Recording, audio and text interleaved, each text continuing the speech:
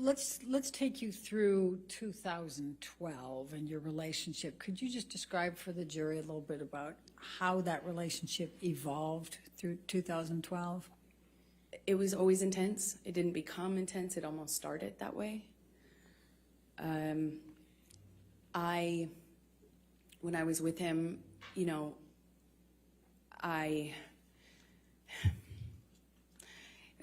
felt that electricity in my body. I felt like butterflies. I couldn't, you know, I couldn't see straight practically. It was just, you know, I was head over heels in love. And he felt like that to me. He felt like he was also in love. I didn't feel like he was faking it. I felt like what we had, it felt like to me at the time, there wasn't any love like that, you know? I mean,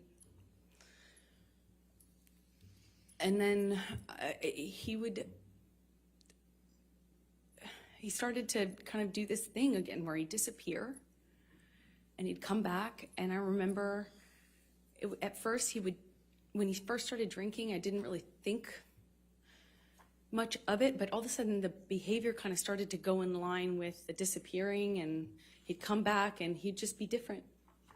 And I'd say something and he'd accuse me of saying something else or saying it in a different way, or he would, it was mostly my clothing at the time and me working. That was the main thing. Like, I found myself trying to not talk about auditions because it would change the mood so dramatically. I tried to, you know, he would make these comments about, you know, pouring myself out, but do so in the context of me acting, you know, and he would talk about other actresses who do my role in this way where they were worthless. They were, you know, fame hungry, you know, expletive, you know, just this. The point is, it felt really dirty to be an actor. Never mind that he was one. It was dirty that I wanted to do this job that I wanted to do, and I was doing the job of an actress. It was everything every time I was walking out of the house, he would ask me, "That's really what you're wearing, kid?" "Oh, I see." He stopped talking to me for some time, didn't tell me why. When he came back in my life, he wouldn't explain why he was acting different. He just kind of acted mad at me and didn't know what I had done wrong. But it didn't stop with that. It was clothing in general. And when I walked out of the house, it wasn't just like, "Hey, you're not allowed to wear that." It was like, "Oh, really? That's what you're wearing? No wonder you get cast in those roles. No wonder you that's what you are. That's what you're making it." And it continued. And then there would be a blow up. And at first it was just to throw something, smash some things. He loves to smash up a place, an apartment, furniture. That's what it started with. Glass. Threw a glass at me, and I remember it was summer.